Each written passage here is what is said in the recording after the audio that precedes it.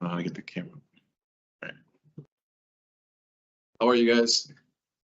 I don't know. Good morning. Give us one moment. He's coming right now. All right, thank you very much. Yep. All right. Let's see.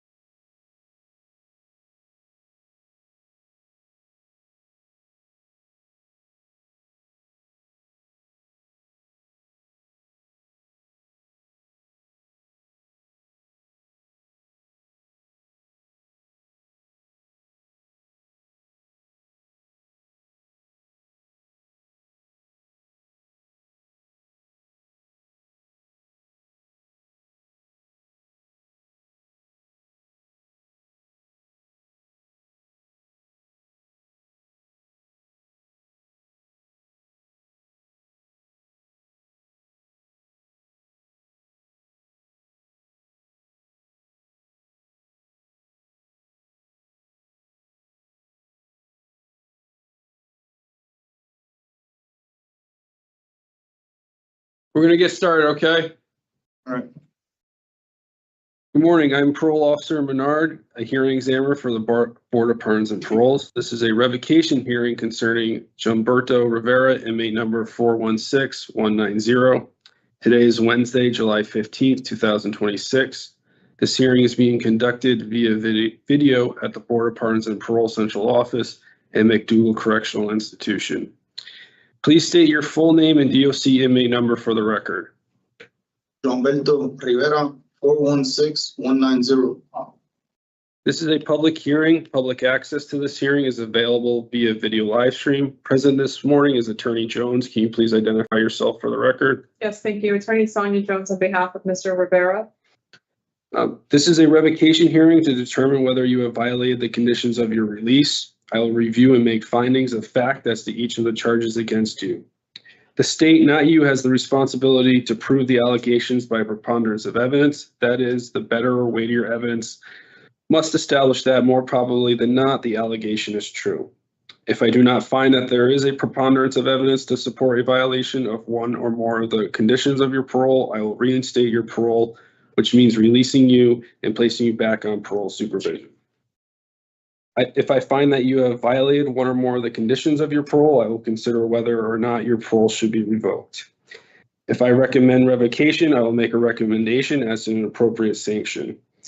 My recommendation will be given to a panel for a final decision. If the panel wishes to impose a sanction beyond my recommendation, a supplemental hearing will be provided to justify additional confinement. You should know that a revocation hearing is an adversarial proceeding. Anything you say at this hearing can be used against you. This hearing is being recorded. The testimony at today's hearing will be taken under oath. Mr. Rivera, can you please raise your right hand? You solemnly swear or solemnly and sincerely affirm, as the case may be, that the evidence you shall give concerning this case shall be the truth, the whole truth, and nothing but the truth, so help you God, or upon penalty of perjury? Yes. Okay. We're going to go over the procedure for the hearing. You can put your hand down.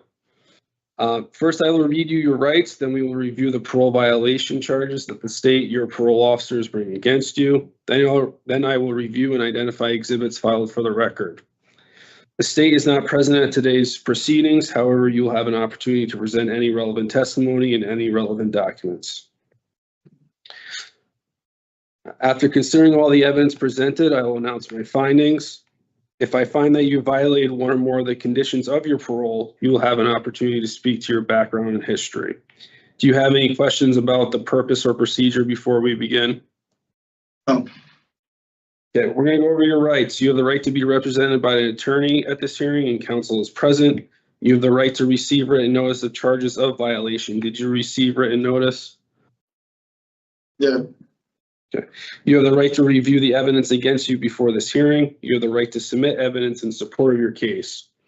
At this hearing, you have the right to call and examine voluntary witnesses and to cross-examine adverse witnesses.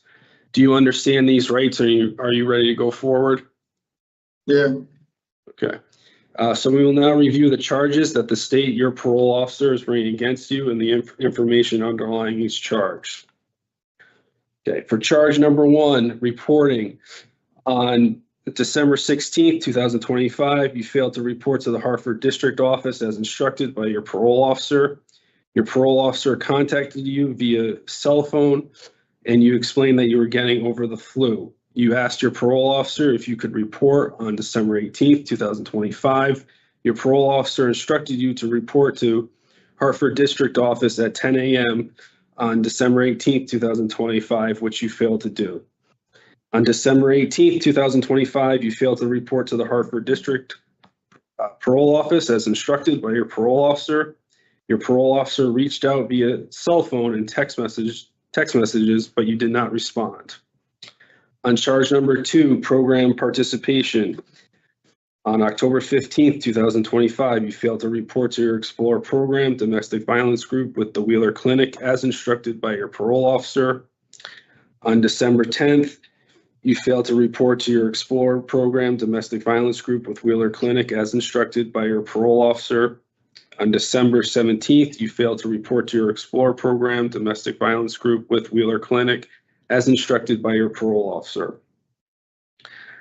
On January 7th, 2026, you failed to report to your Explore program domestic violence group with the Wheeler Clinic as instructed by your parole officer.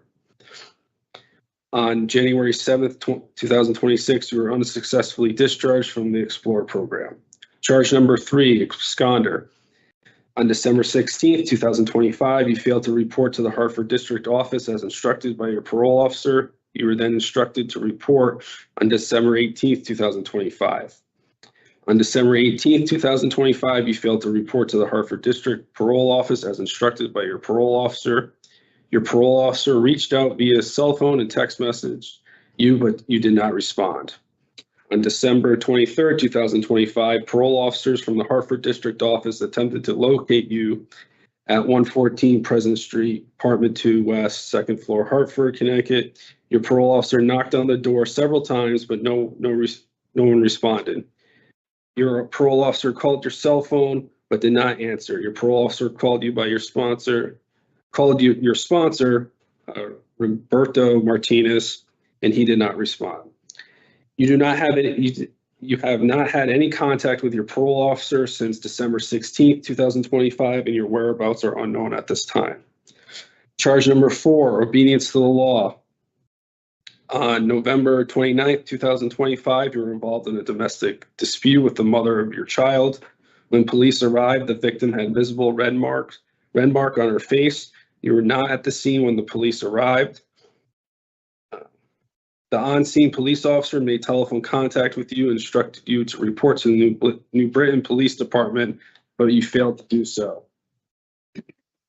On December 2nd, 2025, an arrest warrant was issued by the New Britain Police Department. You were charged with assault in the 3rd degree, disorderly conduct, risk of injury to a child, and threatening in the 2nd degree. On March 20th, 2026, you were arrested on the active warrant out of New Britain. On March 23rd, 2026, you appeared in New Britain Court, GA 15. At the time, probable cause was established on all charges and bond was set at $5,000.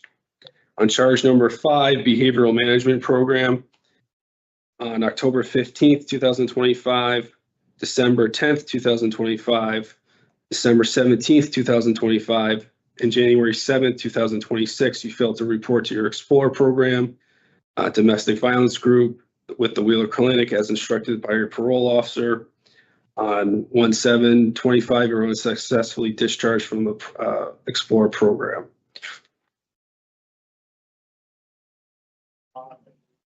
The state has filed the following exhibits that have been marked for identification purposes. Exhibit A, parole notice. Exhibit B, parolee rights. Exhibit C, parole conditions. Exhibit D, Explore program discharge report. Exhibit E, misconduct. Exhibit F, parole violation report. Exhibit G, decision information summary. Exhibit H, remand. Exhibit I, New Britain PD case incident report. Exhibit J, New Britain PD arrest warrant. Exhibit K, Connecticut Judicial Branch pending case detail sheet. In addition, the state has filed the following addendums to the parole violation report.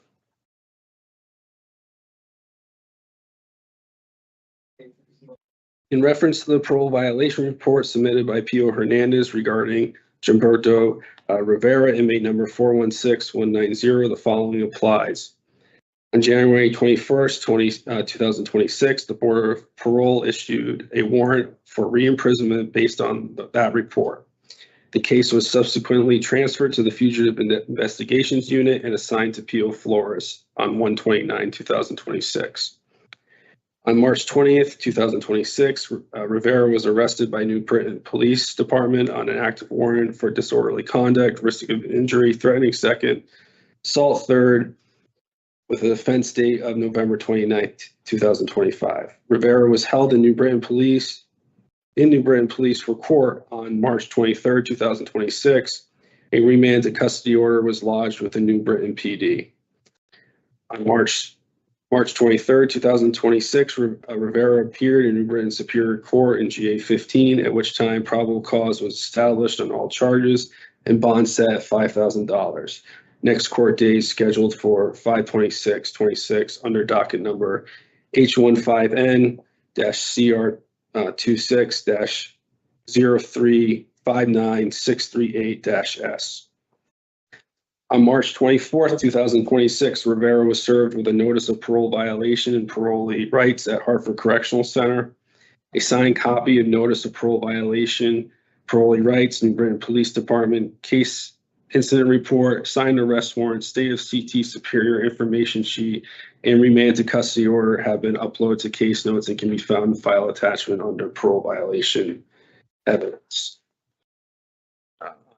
Addendum 2, on May 26, 2026, Mr. Rivera, inmate number 416190, appeared in GA 15, New Britain, on docket number H15N-26-0359-638-S for the charges of 53A-62, subsection A1, threatening second physical threat, a misdemeanor 1 for offense date of November 29th, 2025, plea of guilty. Verdict guilty, sentence to unconditional discharge. Protective order has been terminated on this case. Prior to the above matter, on May 20th, 2026, Mr. Rivera, Gilberto Rivera, inmate number 416190, was served an arrest warrant by West Hartford PD for the offenses dated on February 16th, 2026. These criminal offenses take place during the absconding from parole supervision period of January 21st, 2026 to March 23rd, 2026. West Hartford Police Department is charging him with 53A-115, conspiracy to commit criminal mischief in the first degree, Class D felony 1, 53A-124, conspiracy to commit larceny third degree, Class D felony 1, 53A-103, conspiracy to commit burglary third degree, Class D felony 1, 53A-106, conspiracy to commit possession of burglary tools, Class A misdemeanor 1, 53A-119C, conspiracy to commit larceny of motor vehicle, first offense, Class C felony 1.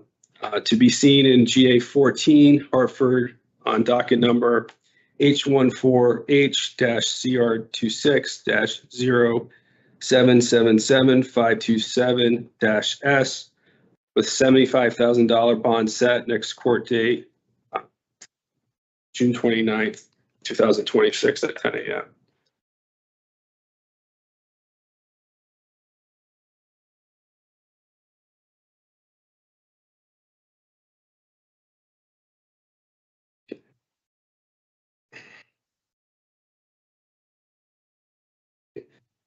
Third addendum, on May 26, 2026, Mr. Rivera, inmate number 416190, appeared in GA 15, New Britain, on docket number H15 N-CR 26-0359638-S for charges noted on the parole violation report of assault third, disorderly conduct, risk of injury to a minor, reduced to threatening second, 53A-62, subsection A, physical threat A, misdemeanor 1 for offense date of November 29th, 2025. Plea of guilty, verdict guilty, sentenced to unconditional discharge. Protective order was terminated on this case. Prior to the above matter, on 5/20/26, Mr. Rivera, inmate number 416190, was served an arrest warrant by West Hartford PD for offense date of February 16th, 2026. These criminal offenses took place during the absconding from parole supervision period of January 21st, 2026 to March 23rd, 2026. West Hartford Police Department is charging him with 53A-115, conspiracy to commit criminal mischief first, Class D felony, 53A-124, conspiracy to commit larceny third, Class D felony, 53A-103, conspiracy to commit burglary third, Class D felony 1, 53A-106, conspiracy to commit possession of burglary tools, Class A misdemeanor 1, 53A-119C, conspiracy to commit larceny of motor vehicle first offense, Class C felony 1. To be seen in GA 14, Hartford, on docket number H14H-CR 26-0777527S with $35,000 bond set. Next court date, August 10th, 2026 at 10 a.m. Attorney Jones, did you receive the notice of parole violation report, and the other documents I just marked for identification purposes? Yes. Defense has filed the following exhibits, which are marked as follows. Exhibit 1, list of parole accomplishments and future plans for parole reinstatement. Today, do we have any witnesses? No. At this time, it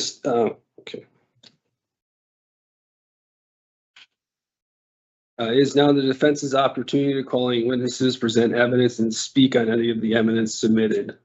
Thank you. I just have comments in regards to the charges. In regards to the absconder charge, unfortunately, my client missed his appointment on the 18th of December of 2025, and then made the decision at that point, believing that he would be violated to continue to not report. Obviously, that was not a good decision. He recognizes that that was not the best decision. That resulted in him no longer reporting to his programming. He was involved in the Domestic Violence Explorer program. He was attending that program, and unfortunately, once he stopped reporting, he was no longer participating in that program. He did have the case in court. He received the unconditional discharge. The open counts in that matter were all nollied. And again, the behavioral management program is just duplicative of his program participation.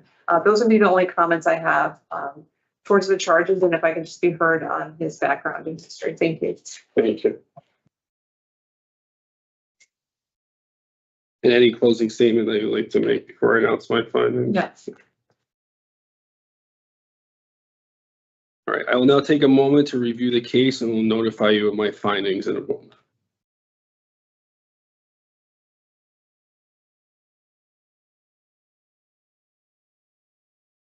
For charge number 1, I find that you violated the condition of reporting based on evidence presented in State's Exhibits C and F. For charge number 2, I find that you violated condition of program participation based on the evidence presented in State's Exhibits C, D, and F. For charge number 3, I find that you violated condition of absconder based on the evidence presented in State's Exhibits C and F. For charge number 4, I find that you violated condition of obedience to the law based on the evidence presented in State's Exhibits C, F, I, and J. Even though the charges of risk of injury, assault third, and disorderly conduct were nollied, Mr. Rivera's behaviors still meet the elements of the charges. For charge number 5, I find that you violated the condition of behavioral management based on the evidence presented in State's Exhibits C, D, and F. That concludes the fact-finding portion of this hearing. Before I make my recommendation, you'll have the opportunity to speak to your background and history. The purpose of this part of the revocation hearing is to help determine what outcome I will recommend. Thank you. My client's 27 years of age. He's single. He does have 3 children. He has a strong support system in the community consisting of his mother, his 2 brothers, his aunt, and his significant other. He was released to supervision September 15th of 2025 and sponsored to his brother's residence in Hartford. He remained at that residence for approximately 3 months prior to his violation. He reports actively seeking employment by attending job fairs and participating in interviews while there.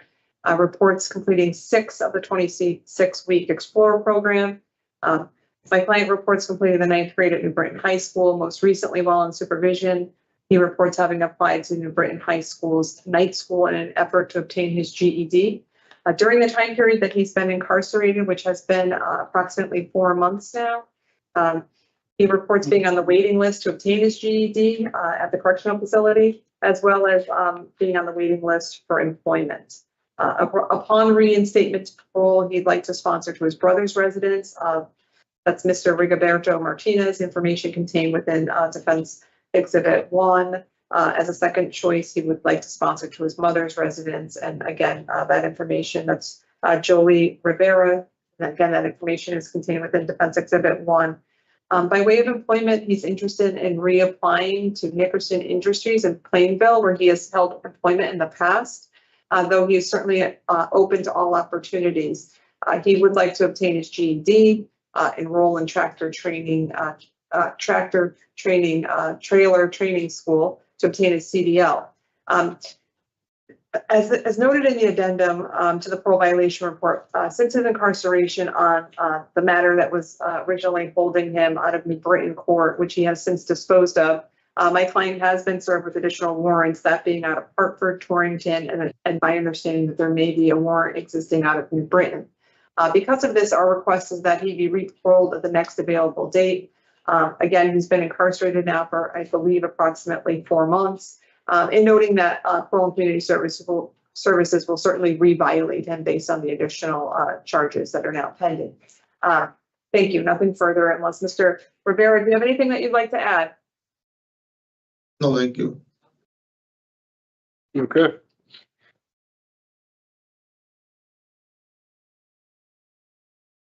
And anything else you'd like to say before I make my recommendation, Attorney Jones? No.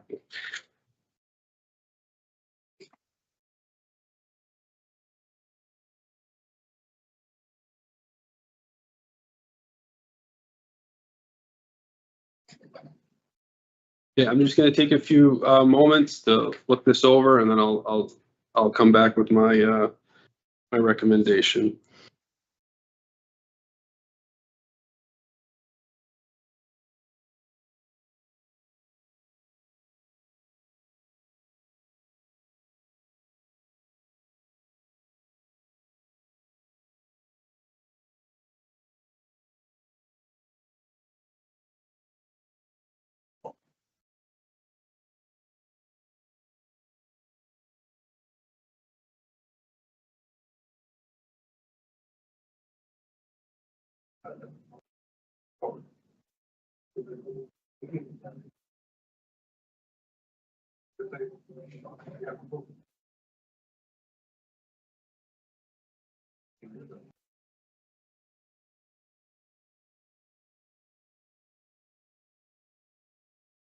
Okay, I've listened to your testimony, reviewed all the evidence provided. Based on that, I recommend that your parole be revoked with a new re-parole date of August 24th, 2026. This is an approximate 5-month sanction. The sanction is calculated from the date you were remanded to custody, and the following conditions are recommended for your parole release.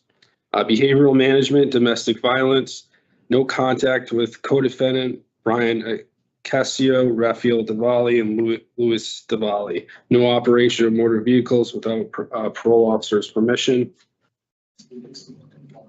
My findings and recommendations will be forwarded to the board on July 30th, 2026. You should receive the official written decision from the board within a week from that date. The board may lessen the recommended sanction or let my recommended sanction stand. If the board decides to impose a sanction longer than what I have recommended, then a supplemental hearing will be held. Before the hearing, the board will provide you with written notice documenting the specific reasons why they may want to exceed my recommendation. During the supplemental hearing, you will have an opportunity to respond to those specific reasons while in front of the panel of the board. This concludes the revocation hearing. I am now going off the record. Please, set up a legal call with me, okay? Yeah, set one up, or are you gonna set it up? Do you have questions that you would like me to set it up immediately? Please and thank you. Okay, yes. All right, I'm done. Yes, you're all set. Thank you. Have a good They day. don't have, oh yeah, for him, yeah, I'm not worried about that. Yeah.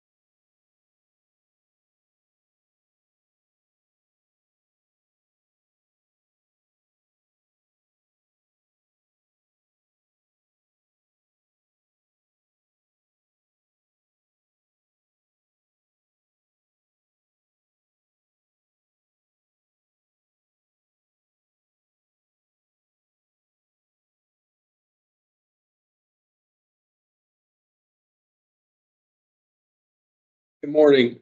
This is for inmate number 36929, inmate Marcus Sladomir.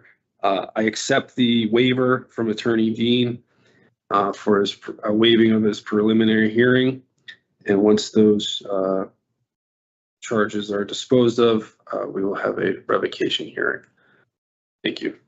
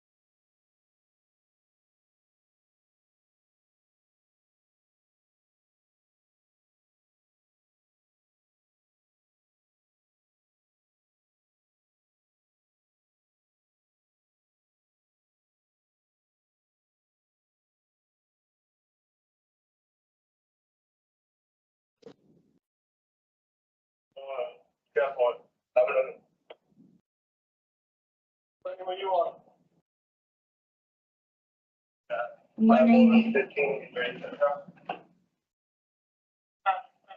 Hey, Menard, can you hear me? Yes, I can hear you. Can you hear me? Attorney Sirica, I can hear you. All right, Okay, thank perfect. I you. just called you. You can disregard that. I was gonna make sure I can get in here. Okay. Come on.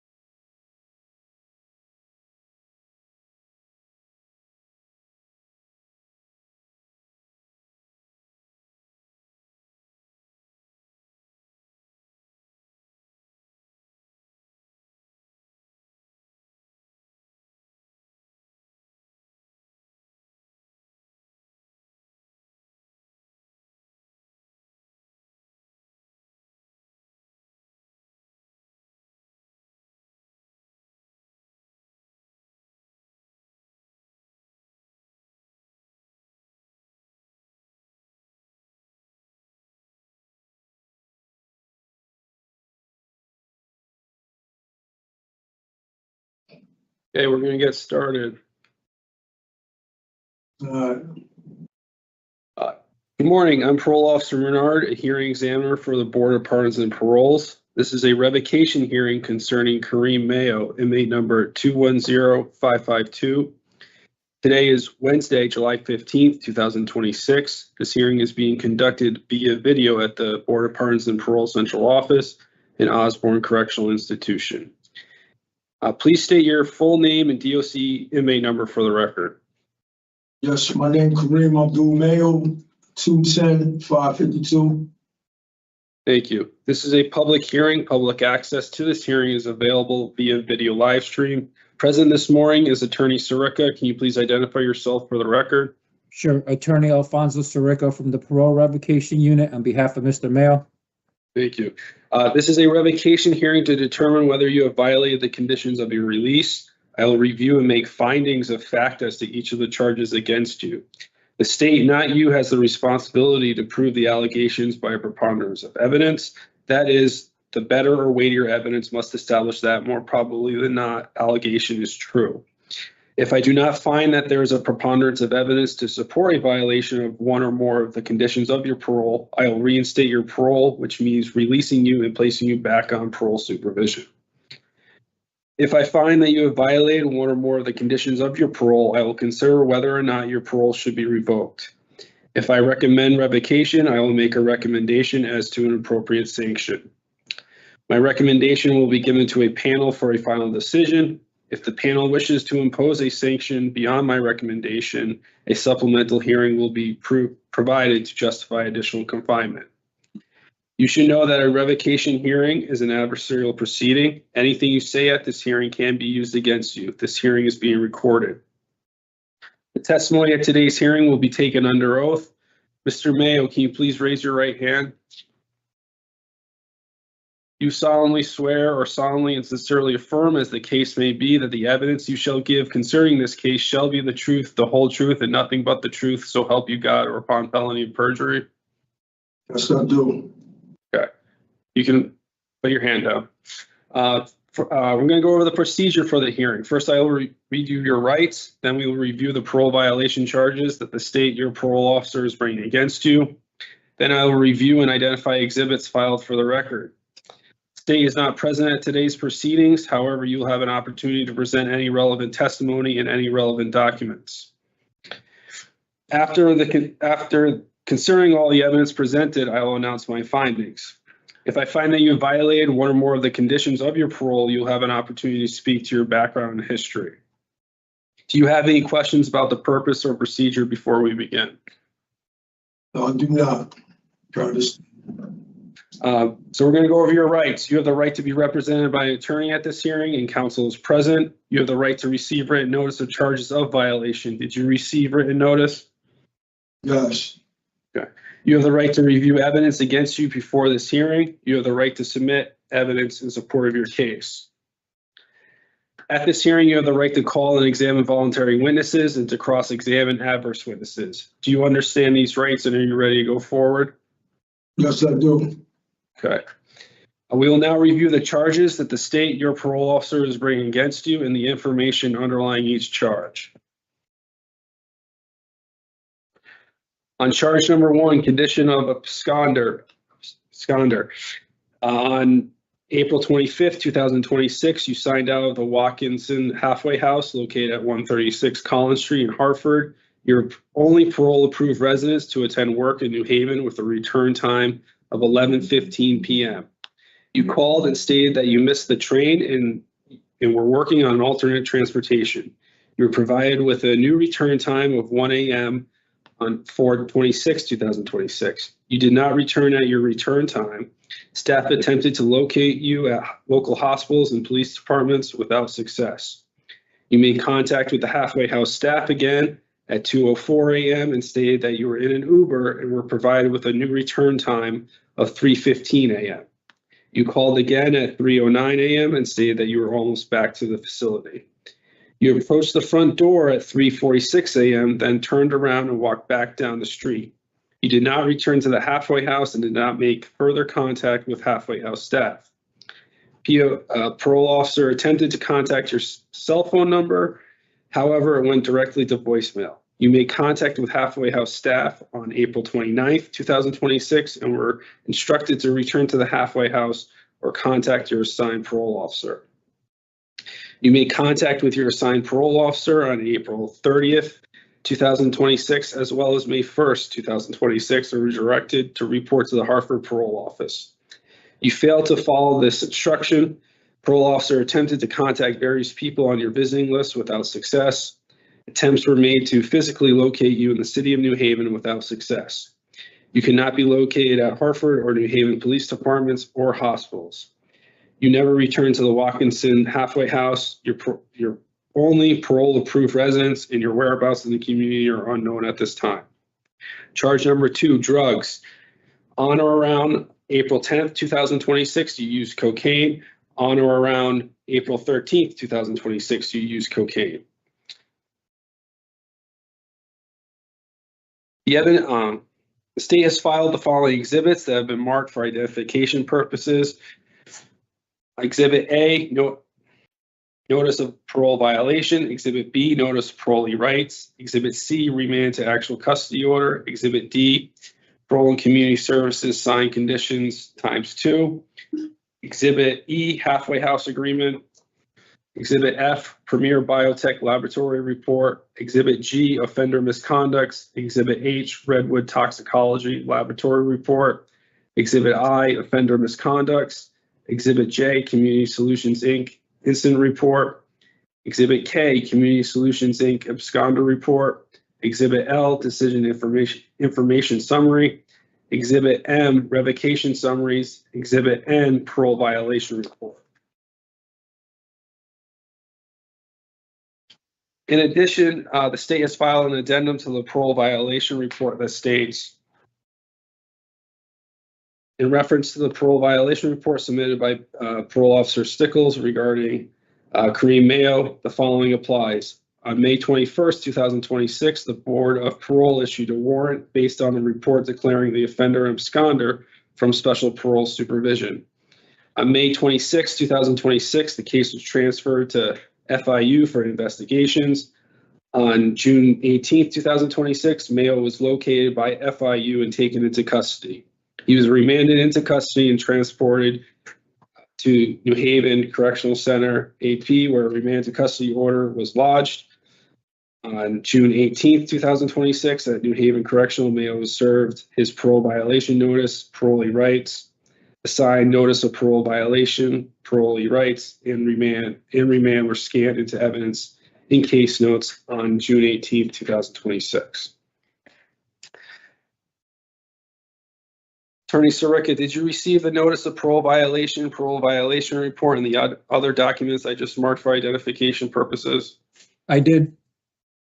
The defense has filed the following exhibits, which are marked as follows. Exhibit 1, list of parole accomplishments and future plans for parole. Attorney Sirica, do we have any witnesses today? We do.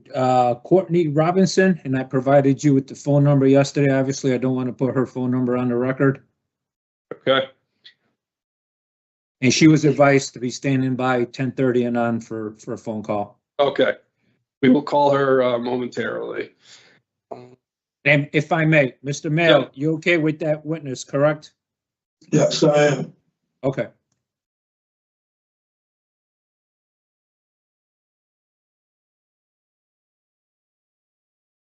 It is now the defense's opportunity to call any witnesses, present evidence, and to speak on any evidence submitted.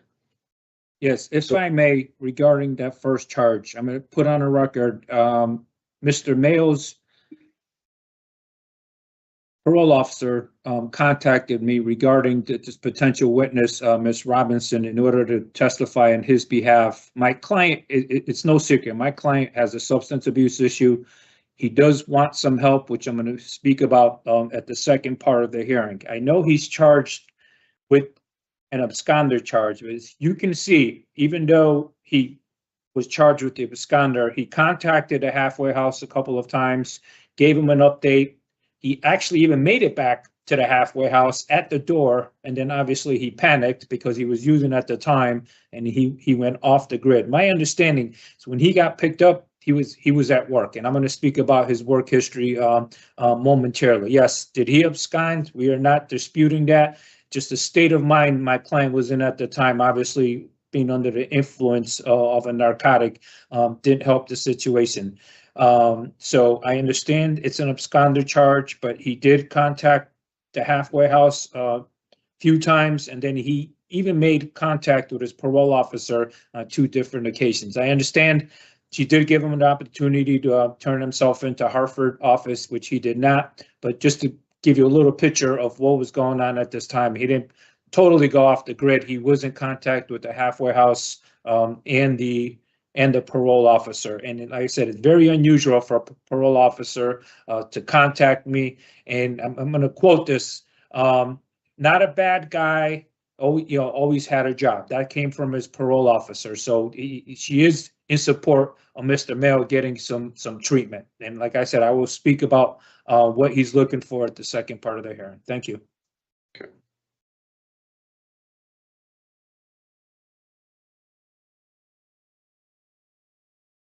We're going to call that witness now and then take her. I would like to, if you don't mind, P.O. Menard, can we get to the second part of the hearing? It's more of a support thing. I think it's more appropriate for the second part. Okay, we can do that. Okay. All right. Anything else, Attorney Sirica, before I announce my findings? No, not for the first part of the hearing, no. Okay. I'll take a moment to review the case and will notify you of my findings in a moment.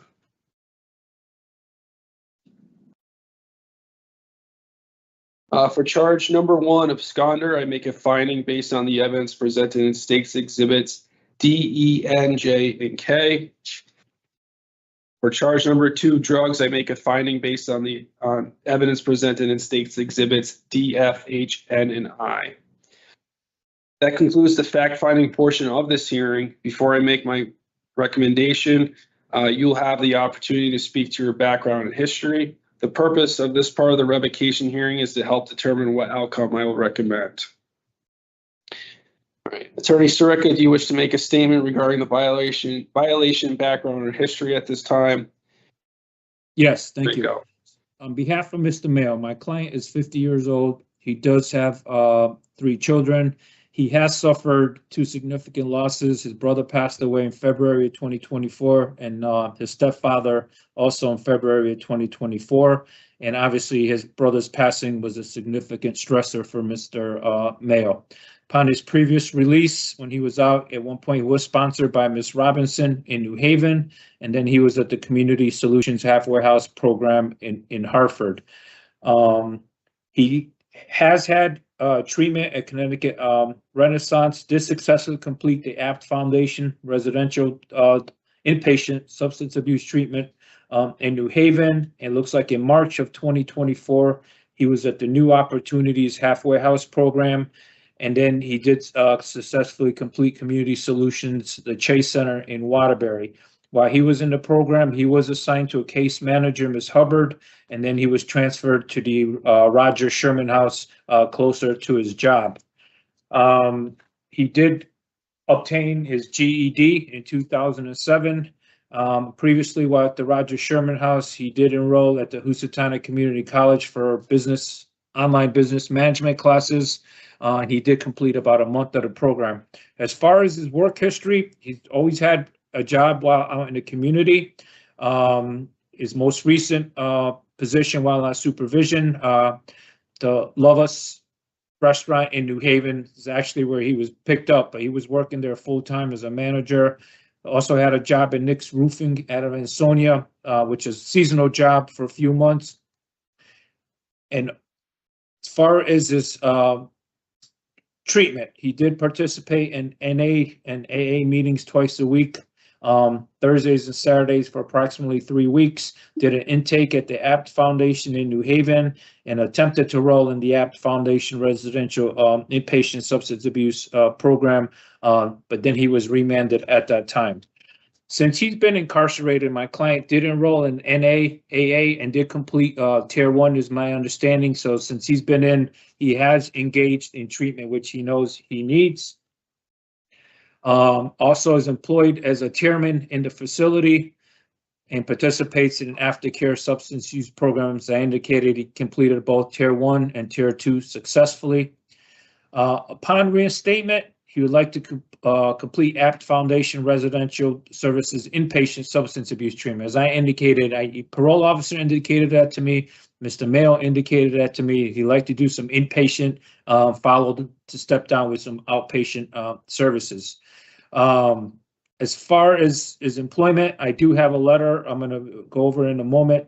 He can return to his full-time job at Love Us in New Haven, and also has another opportunity to his cousin who owns his own junk removal business. And obviously, he's eager to reunite with his family. And once again, he is amenable to all treatment recommendation. And I just want to comment on the parole officer's recommendation was, 18-month sanction. What I'm asking you to look at, the last sanction he received, there are no criminal charges in this particular remand. As I indicated, he kept in touch with the halfway house. He kept in touch with his parole officer. His parole officer reached out to me indicating he needs some help. So I am asking you to consider something much lower than that based on Mr. Mayo's needs here. Mr. Mayo, anything I left out about your background or what you want to do when you're released? And then we're going to contact Ms. Robinson because I know she has some support stuff she wants to put on the record for you. Now's your opportunity if you want to add anything. So you clarified everything up and just, needing help, and you definitely spoke on that, and I appreciate that. Okay. And as I indicated, you are doing some treatment in the facility while you're there, attending meetings and the Tier 1 and Tier 2, correct? Absolutely. Okay. So P.O. Menard, if we can we please call Ms. Robinson? And this was at the parole officer indicated to me that she would be a good person to speak on Mr. Mayo's behalf. Yes. Just give me a second. We're going to call Sure. her, and then we're going to swear her in, and then she can provide her Thank you. testimony.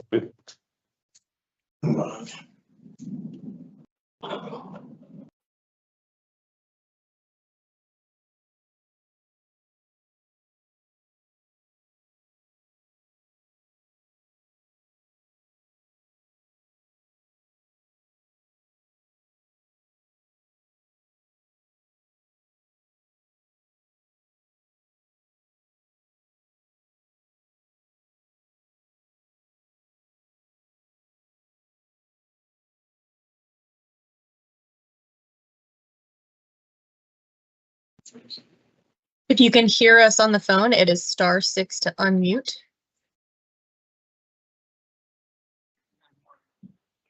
Hello? Hello, Miss Robinson. Yes, hi. Hi, this is Parole Officer Renard. I'm conducting a hearing with Kareem Mayo. I just want to let you know we are live streamed, so anything you say, the public can hear, okay? Okay.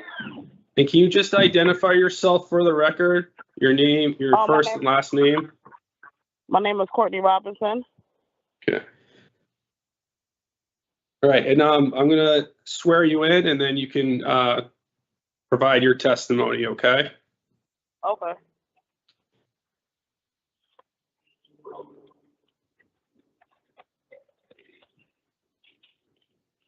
The testimony at today's hearing will be taken under oath for Courtney Robinson. Please raise your right hand. You solemnly swear or solemnly and sincerely affirm, as the case may be, that the evidence you shall give concerning this case shall be the truth, the whole truth, and nothing but the truth, so help you God, or upon felony of perjury? Yes. Okay. This is your opportunity. So I have known Kareem for a long time. I'm his daughter's godmother. Kareem is an awesome dude. Like, besides like his history with back and forth in jail, Kareem is a very, very awesome dude. Like, you really, really get to know him. He's very caring, loving, supportive. Like, I really, really, really know Kareem has it in him to come back into society and do the right thing with the right tools in place. Like, you know, some people don't know how to say that they need help. They do actions when they need help. So I think this time around, Kareem was kind of crying for help for a while, that he needs help, like, with his mental health. Like, you know what I'm saying? Some people don't know how to ask for that, especially in our community. We don't know how to ask for mental health. Like, we don't know how to say that we are needing help. And Kareem has issues that he needs to deal with. And I really feel like, you know, jail is not the place for him. A halfway house is not the place for him. I really feel like he needs like a real good program that works on your mental health, your drug addiction. Because, you know, even incarcerated, you could still get drugs incarcerated. Like, you know, it's not like he probably was able to work hardly on his addiction in jail. Kareem has issues, and him and I always talk. Him and I have great conversations, and, you know, and I feel like I'm the right person to say that on his behalf. Like, you know, he has support. He has people who love him. He has people who are, you know, in place to, you know, stay there on the side of him. I'm one of them. Like, you know, that's why I took the opportunity to speak on his behalf, to say that, you know, some people just need a helping hand to let you know that I need help. Kareem needs help. He doesn't need a jail. He doesn't need a halfway house. He needs an extensive program where they can work on his mental health and his drug addiction. That's what he needs. Once you are able to work on those two things, then we can see how he adapts to society. This last time, he didn't get in any trouble. He was home with his baby. That's where he wants to be. He's an awesome father. Besides his underlying issues, he is a great person. And I just wanted to, you know, let people know that, you know, besides of what his jail, he is a good person. Like, you get what I'm saying? He's very loving. He's supportive. He's a family guy. He'll help you out. He'll fix something. He's that person. Like, you get what I'm saying? But it's also, people don't know how to say that they need help. And I'm the person for Kareem to tell him that to tell the world or whoever to help him, like, help him be a better person. You get what I'm saying? Help him get into a program. Then after that, help him, you know, show him how to get into society. You get what I'm saying? You guys see his record. We're not stupid. We all know what it is. But I just think that my brother really needs an extensive program. That's all I wanted to say on his behalf. All right. Thank you, Ms. Robinson, for your comments. Thank you. You're welcome. And P.O. Menard, before you go any further, at the appropriate time, there's two other things I need to put on the record, okay? Okay. You can go ahead, Attorney Sirica. Okay. We did receive an additional 2 support letters. One of the person wanted to testify, but it was late yesterday, and obviously we didn't have time. But the first document we received is from the owner of the restaurant my client was working at, Ms. Garvin, who indicated, I'm writing to express my strong support for Kareem Mayo. As the owner and manager, I have employed Kareem for several years and can attest to his exceptional work ethic and dedication. And she also indicated that she's fully committed to offering him ongoing mentorship and a guaranteed continued job at that restaurant.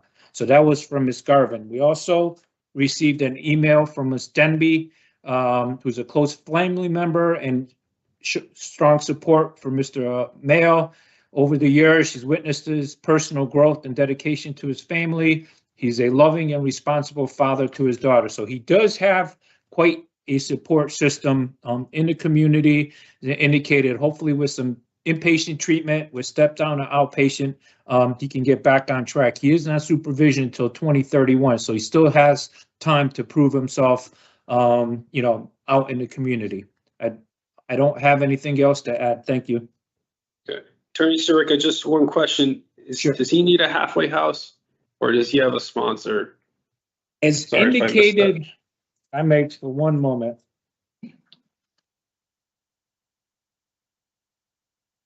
I know he indicated he'd like to go to the App Foundation, and I know that's probably not possible to go right from DOC to the App Foundation. So he's going to need something in between. Okay. He did indicate upon completion, he did list his cousin in Bridgeport. Is that correct, Kareem? Yes. Okay, so if maybe we can put that household as a sponsor for the interim, and then see if the parole officer can line them up with the apt. It'd be great if you can go directly to the Apt Foundation, but I don't know if that's going to be a possibility, direct into it. But that, unfortunately, I have zero control over that. It's going to be up to his field parole officer. Okay. All right. And anything else, Attorney Sirica, before I make my recommendation? I do not have any other comments. Okay, thank you. Before I make my recommendation, I'm going to take a few moments.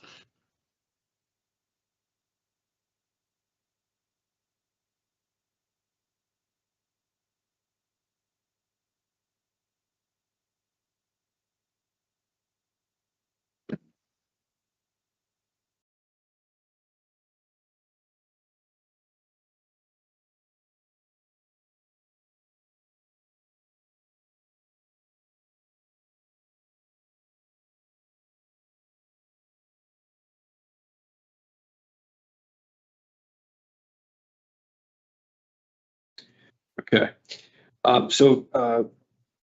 Before I make my recommendation, I just want to state this is Mr. Mayo's third time violating parole and second time absconding. I've listened to the testimony and reviewed all the evidence provided. Based on that, I recommend that your special parole be revoked with a new re-parole date,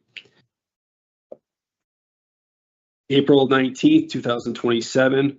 That is an approximate 10-month sanction. This sanction is calculated from the date you were remanded to custody. The following conditions are recommended for your special parole release: halfway house, no contact with co-defendant Michael Carey, no contact with victim YG, strict no driving, no alcohol consumption, mental health evaluation, general no contact with initials ND without the parole officer's permission. My findings and recommendations will be forwarded to the board on July 30th, 2026. You should receive the official written decision from the board within a week from that date. The board may lessen the recommended sanction or let my recommended sanction stand. The board will set the conditions for special parole. If the board decides to impose a sanction longer than what I have recommended, then a supplemental hearing will be held. Before the hearing, the board will provide you with written notice documenting the specific reasons why they might want to exceed my recommendation.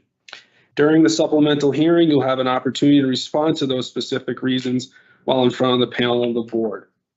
This concludes the revocation hearing, and I'm now going off the record.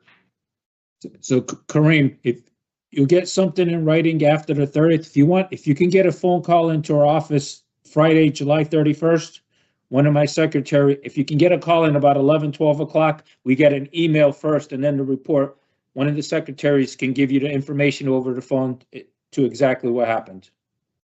Appreciate you. Thank you a lot. All right. Good luck to you, Kareem. All right. Thank you. Thank you, Appeal Menard. Thank you.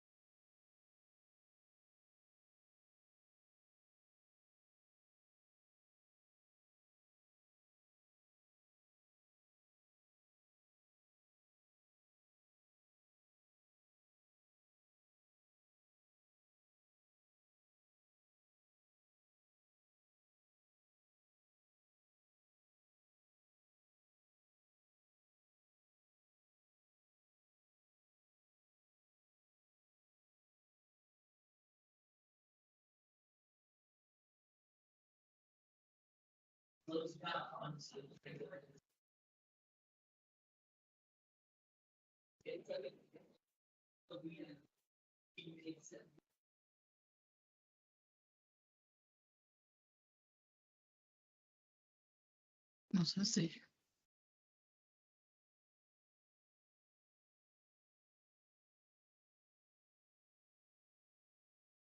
Good morning. Good morning.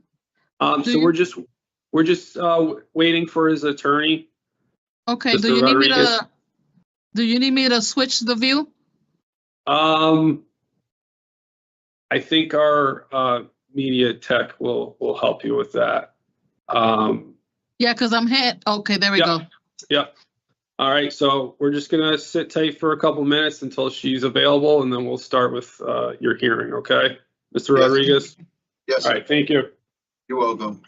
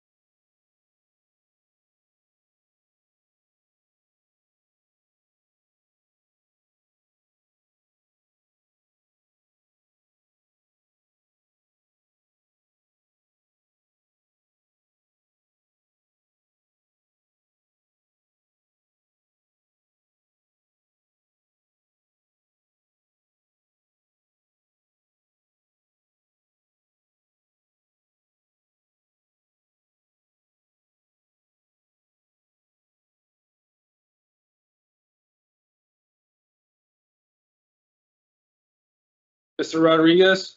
Yes, sir. So just to give you a heads up, so we're still waiting on your attorney. We have 2 hearings going on today. So once she is done, we will start our hearing, okay? Yes. So be a couple more minutes. We just Yes, put up sir. the logo up, just, we'll be back, shortly, okay? Yeah, it's all right, sir. Thank But you. don't go anywhere, all right? All Thank right. you.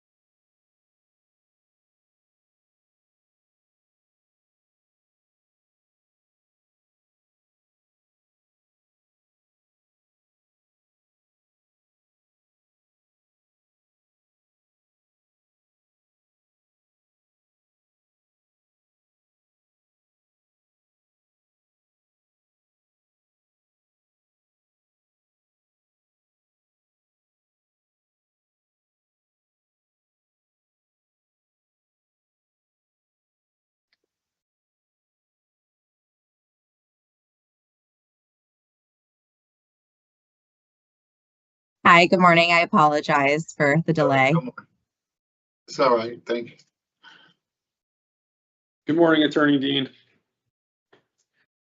Good morning. How are you? Good. So we're just going to get started.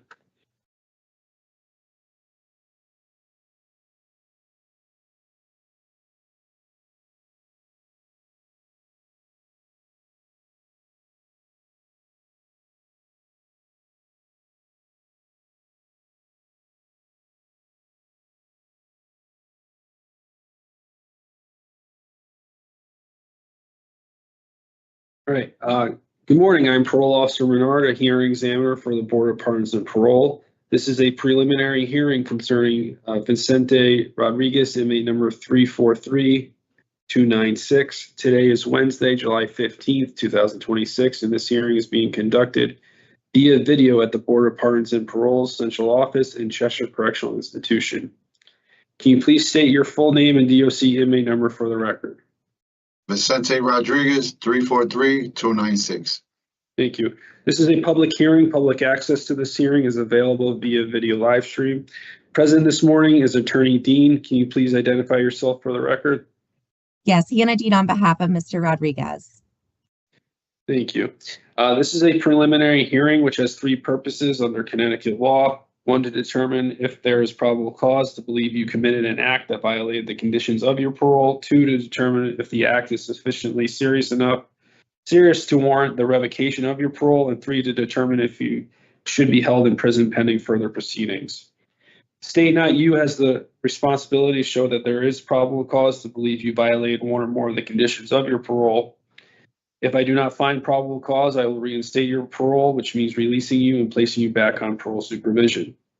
If I find probable cause and determine the act is sufficiently serious to warrant revocation, you may be held in prison pending further proceedings.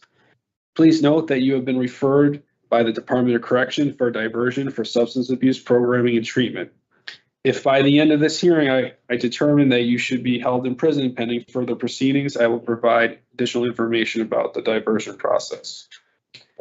You should know that a preliminary hearing is an adversarial proceeding. Anything you say at this hearing can be used against you. This hearing is being recorded. The testimony at today's hearing will be taken under oath. Mr. Rodriguez, can you please raise your right hand?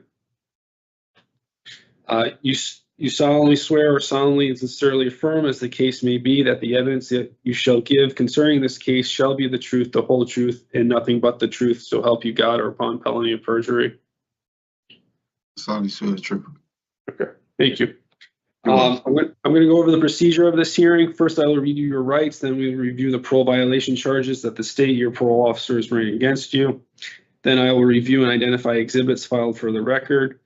The state is not present at today's proceedings. However, you'll have the opportunity to address the issue of probable cause and severity of the allegations if you choose. At the conclusion of this hearing, I will inform you of my findings, which will be based on the available evidence.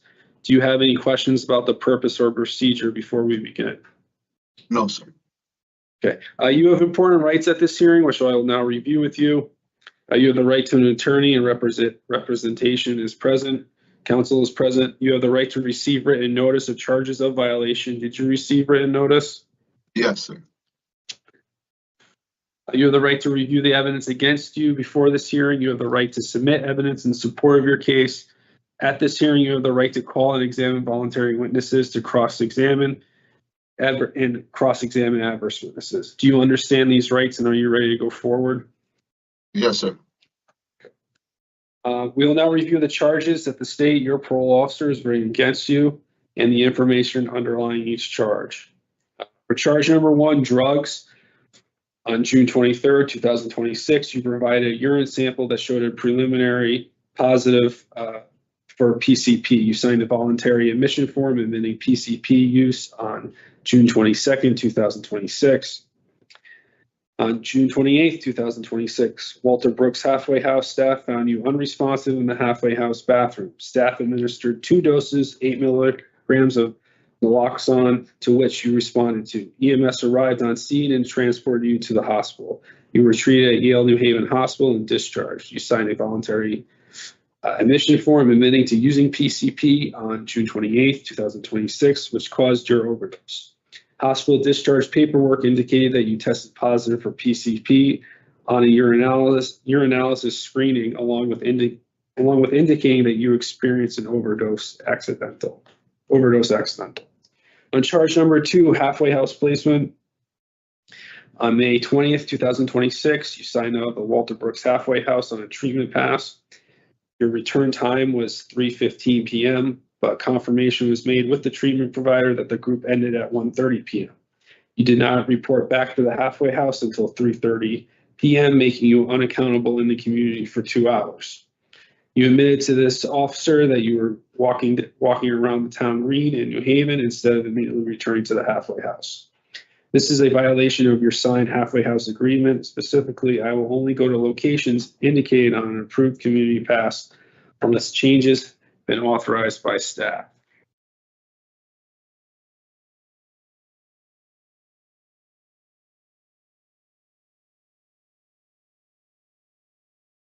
The state has filed the following exhibits pre-marked for identification purposes. Exhibit A, remand to custody. Exhibit B, signed parole conditions. Exhibit C, halfway house agreement. Exhibit D, notice of parole violation. Exhibit E, notice of parolee rights. Exhibit F, parole violation report. Exhibit G, Walter Brooks halfway house incident report, June 28, 2026. Exhibit H, Yale New Haven discharge report. Exhibit I, intranasal Noxon usage report. Exhibit J, EOC voluntary admission, June 28th, 2026. Exhibit K, offender misconduct, June 23rd, 2026. Exhibit L, DOC voluntary admission, June 23rd, 2026. Exhibit M, offender misconduct, May 20th, 2026. Exhibit N, decision information summary.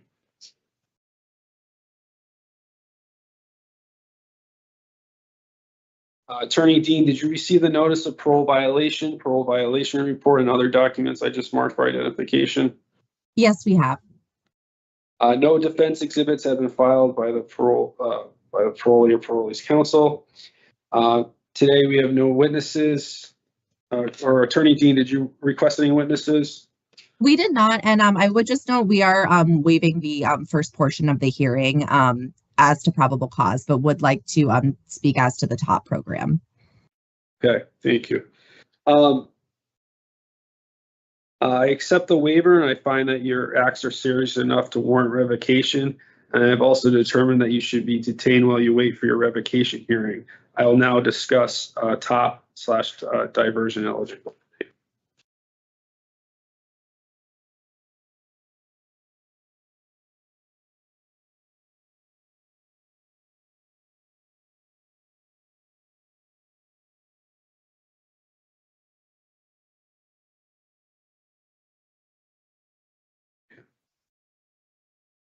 The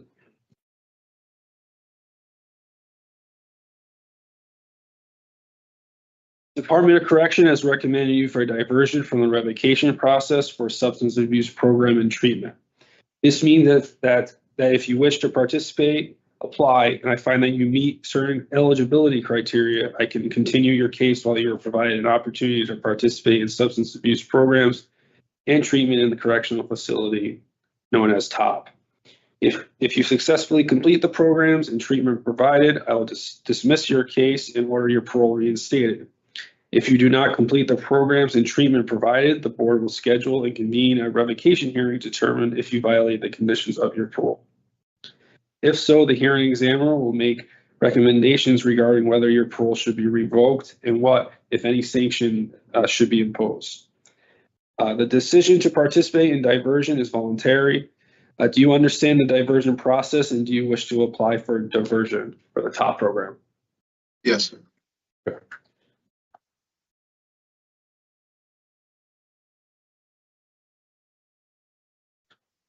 I will now announce my findings with respect to your eligibility. If I determine that you are eligible, I can accept your application and divert you from revocation. Do you have anything to add at this time?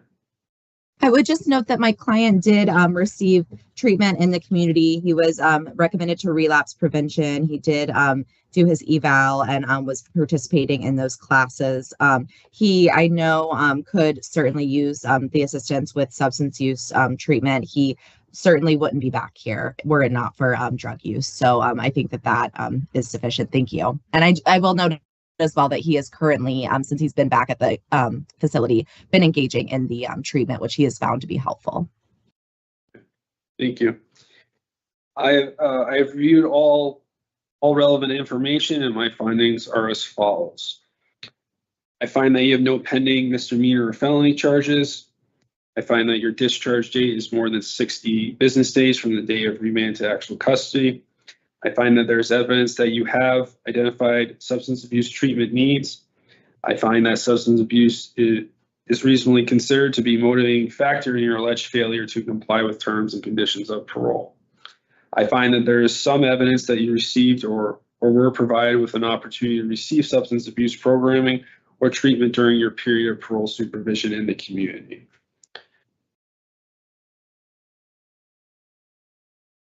I have determined that you are eligible for diversion for the substance abuse programming and treatment. Before I accept your application for diversion, I ask that you indicate whether you understand the following by answering yes or no. I understand that I will remain incarcerated while I receive programming and treatment, and that parole revocation proceedings may be delayed as a result. Yes, I agree.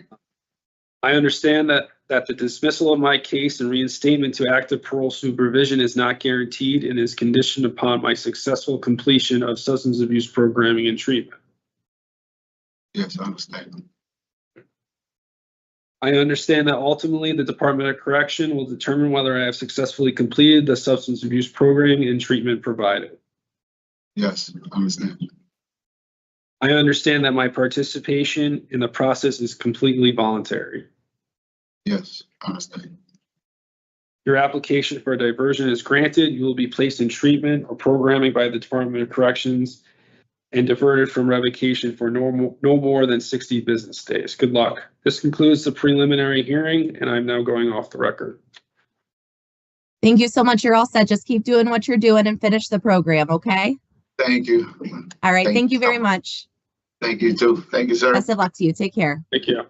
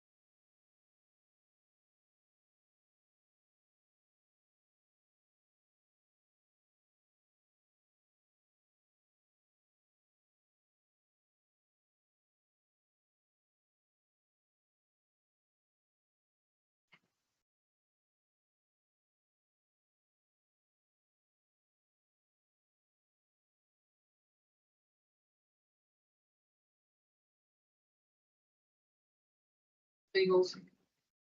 Yep. Training.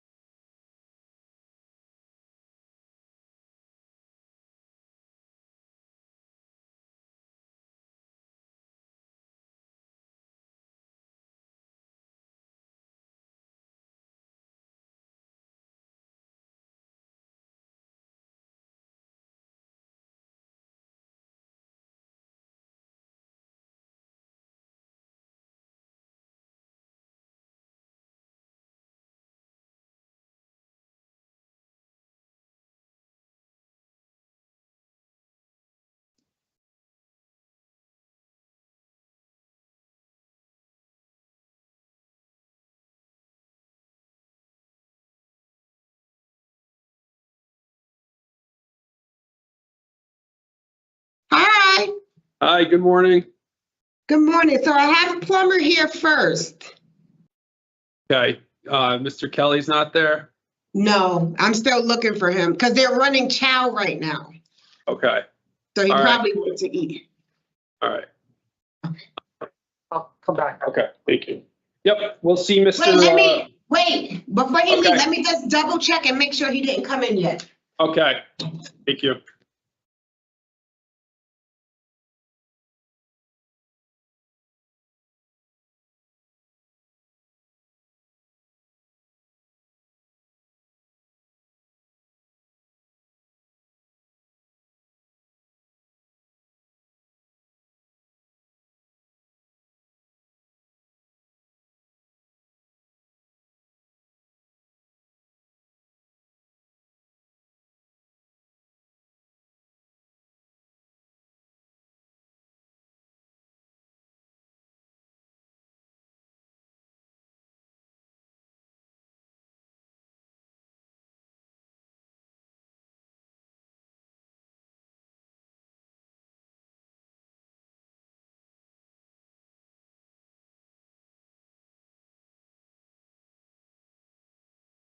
He's coming right now.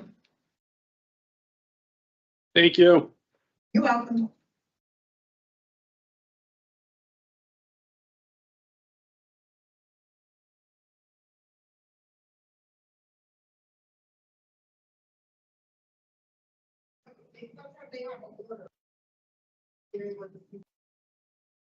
I told you you were here, but you looked at the.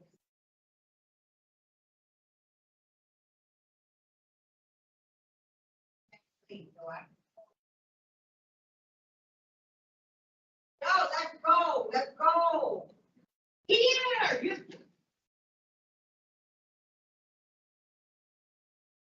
It's like weird looking at me.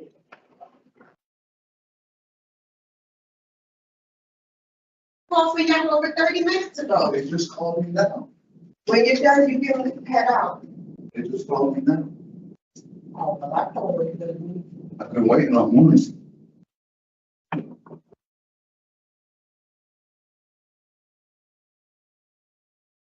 Mr. Kelly? Yeah, they just called me now. No worries, we're gonna get started, okay?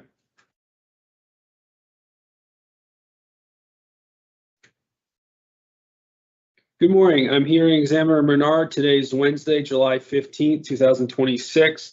PCS has requested a continuance for the hearing of Gene Kelly, MA number 186105.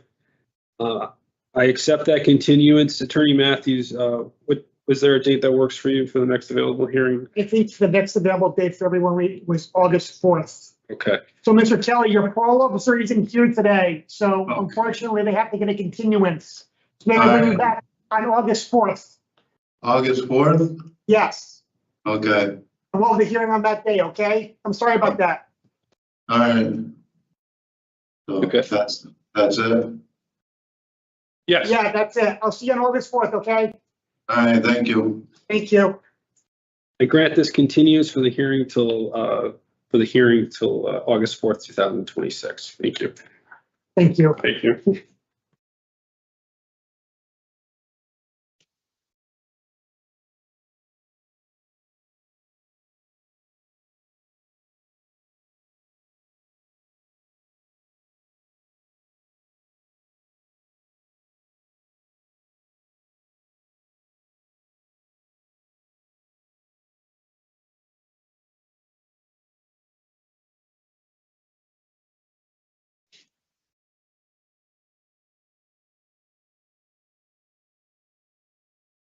Good morning, Mr. Plummer.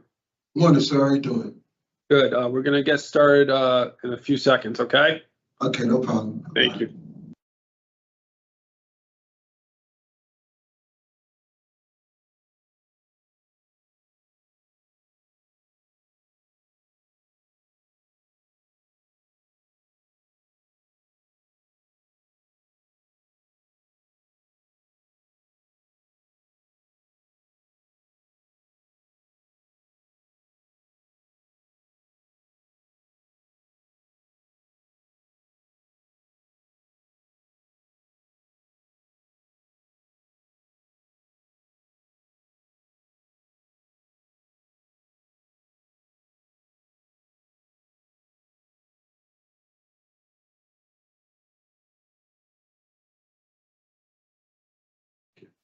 Good morning. I'm Parole Officer Renard. I'm a hearing examiner for the Board of Pardons and Paroles. This is a preliminary hearing concerning Daniel Plummer, inmate number 349063. Today is July 15th, 2026. This hearing is being conducted via video at the Board of Pardons and Paroles Central Office at Robinson Correctional Institution. Please state your full name and DOC inmate number for the record. My name is Daniel Plummer, 349063. Thank you. This is a public hearing. Public access to this hearing is available via video live stream. So this is a preliminary hearing which has three purposes under Connecticut law. A, to determine if there is probable cause to believe you committed an act that violated the conditions of your parole. B, to determine if the act is sufficiently serious to warrant the revocation of your parole. And C, to determine if you should be held in prison pending further proceedings. The state, not you, has the responsibility to show that there is probable cause to believe you violated one or more of the conditions of your parole. If I do not find probable cause, I will reinstate your parole, which means releasing you and placing you back on parole supervision. If I find probable cause and determine that the act is sufficiently serious to warrant revocation, you may be held in prison pending further proceedings. You should know that a preliminary hearing is an adversarial proceeding. Anything you say at this hearing can be used against you. This hearing is being recorded. The testimony at today's hearing will be taken under oath. Mr. Plummer, can you please raise your right hand? You solemnly swear or solemnly and sincerely affirm, as the case may be, that the evidence you shall give concerning this case shall be the truth, the whole truth, and nothing but the truth, so help you God, or upon penalty of perjury? Yes, sir. We're going to go over the procedure for this hearing. First, I will read you your rights. Then we will review the parole violation charges the state your parole officer is bringing against you. Then I'll review and identify exhibits filed for the record. The state is not present at today's proceedings. However, you'll have an opportunity to address the issue of probable cause and the severity of the allegations. At the conclusion of this hearing, I will inform you of my findings, which will be based on the available evidence. Do you have any questions about the purpose or procedure before we begin? No, sir. No or yes? You have No, your sir. hand up. You can put your hand down. Okay. No, sir. Thank you. All right, you have important rights at this hearing, which we will now review. You have the right to be represented by an attorney at this hearing. You may hire your own attorney. If you cannot afford an attorney, you may qualify for an appointed attorney to represent you. Were you informed that an attorney could represent you at this hearing? No, well, when I asked my special parole officer, he told me that I would have to, have a private attorney. So I didn't know that I was capable of having a public defender. Okay. Is that something that you would like to have before we proceed, or that's totally up to you? I don't feel like I need it. I can tell the truth. So you want to go forward without an attorney right now? Yes. Okay. So I'm gonna read you some more questions. It might sound repetitive, but just okay. Do you intend to seek counsel for this hearing or proceed without counsel? Sure. Proceed without counsel. Proceed without counsel. Okay. Do you think it's better? Sorry. Do you think it's better if I have a counsel or? Sure, that's up for you to make that decision. If you need an attorney or not, I cannot make that decision for you. I don't think I need an attorney. Okay. Okay.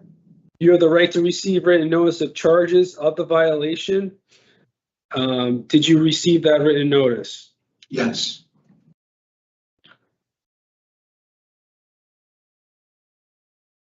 You have the right to review the evidence against you before this hearing. You have the right to submit evidence in support of your case. At this hearing, you have the right to call and examine voluntary witnesses, to cross-examine adverse witnesses. Do you understand these rights, and are you ready to go forward? Yes.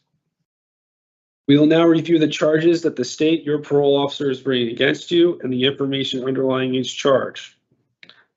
On charge number 1, obedience to the law. On May 13th, 2026, you violated a protective/restraining order that was placed against you from your sister, Charnette Plummer, by posting derogatory and harassing comments about her on Facebook. Your actions violated parole condition number 2, obey all laws. On charge number 2, condition of statutory release criteria.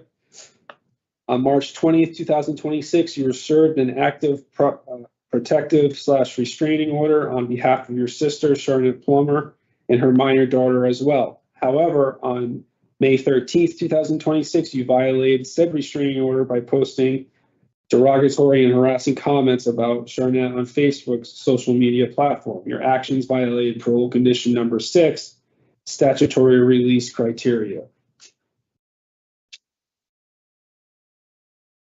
The state has filed the following exhibits pre-marked for identification purposes. Exhibit A, Connecticut conditions of parole. Exhibit B, Connecticut Board of Parole remand to custody order. Exhibit C, notice of parole violation. Exhibit D, parole violation report. Exhibit E, notice of parolee rights. Exhibit F, Bridgeport police report. Exhibit G, Bridgeport arrest warrant.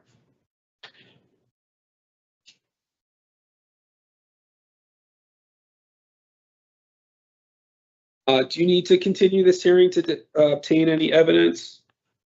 No, Do you request any witnesses be allowed at this hearing? no, Now is your opportunity to respond to the parole violation charges against you. However, remember that you may remain silent if you so choose. At this time, you may question any witnesses you have called or testify regarding your case. Would you like to respond to the charges at this time? yes. Okay. You may go ahead. So Charlotte Plummer and I have never had a bond. She's much more older than me, by 3 times my age. However, growing up, now that I'm aware of what happened to me, Charlotte Plummer sexually assaulted me, and in the worst way that I can even imagine. And I was growing up not understanding until after the 30 years. So it's a hard pill to even soak in to understand that I'm a victim of that. What she did in particular was when I was 7 years old, she was 24. Living in the Bronx. Mr. Plummer, let's get to regarding the charge. Specifically, do you have any testimony on that? What the charge that you violated? The charge is me posting on Facebook. I don't go to her job. I don't know where she lives. I don't go to her house. I don't call her. I blocked her on Facebook. I blocked her and I blocked everyone else on Facebook, and then I began expressing what was done to me. Okay. She just so happened to be the person that had done it to me. Okay. I didn't say anything about harming her. I didn't say anything about threatening her. All I did was express what was done to me, and I called her a child pedophile. If you could go on my Facebook and look on my post, it's not only her, it's my whole family that I posted about what was done to me. I am the youngest of the family. I grew up around 4 girls, a mother that's 74, a sister that's 54, another sister that's 52, and another sister that's 44. And I am hurt and grew up hurt. So I was expressing what was done to me on my page. That's it. That's all I did. I did not hurt nobody. And I was doing good on special parole up until this point here. I have a lot going on out there, respectfully. Okay. Anything else that you'd like to add before I announce my findings? That's it. I mean, I just hope that I get the opportunity to go back into society to continue doing the good that I was doing, because I've been doing good up until this point here because of my Facebook post, you know, and it's unfortunate, but it's just sad that I'm just always wrong, even when I try to be right. Okay. Thank you for that. I'm going to take a few moments to go over all the evidence presented as well as the testimony that I heard, and then I will announce my findings. So I'll just be with you in a few moments, okay? Okay.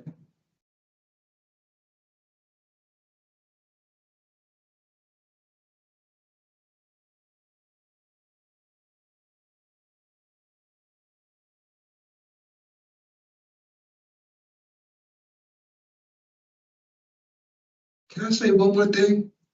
Go ahead.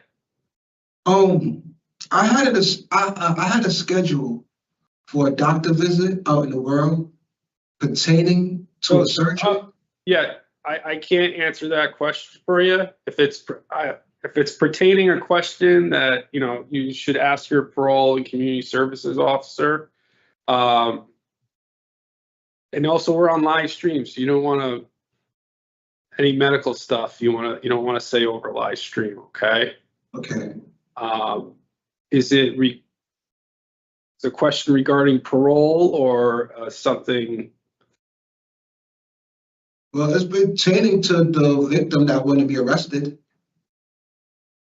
She the one that wanted to be arrested. Is it specific to the, what's that? She the one that wanted to be arrested, Okay. not the officer. Okay, is it specific to the charge that what you want to say? No, it's medical, but she caused it. Okay. It is medical. Okay, so I mean, it's up to you if you want to state it. We're, like I said, we're live stream. Everyone can hear and see what you're going to say. Yes, I'm hoping you can find it in my favor to possibly, because I would like to take care of my health and my area that I'm supposed to get surgery on. So I'm hoping I could make it for that. That's it. Okay, thank you. So I will notify you of my findings on probable cause. I make a finding of probable cause on charge number 1, obedience to the law, based on the evidence presented in States Exhibits A, D, F, and G. I'm making no finding of probable cause on charge number 2, statutory release criteria, due to the elements do not meet the charge. I find that the act is serious enough to warrant revocation, and I have also determined that you should be detained while you wait for your revocation hearing. The records office at this facility, as well as your parole officer, will be notified. At the revocation hearing, myself or another hearing examiner will determine if you violated the conditions of your parole. If so, the hearing examiner will make recommendations regarding whether your parole should be revoked and what sanctions should be imposed. This concludes the hearing. Okay. So you will get notified of your when your revocation hearing is. Okay. All right. So that's it? That's it. Okay. Have a good day. All right.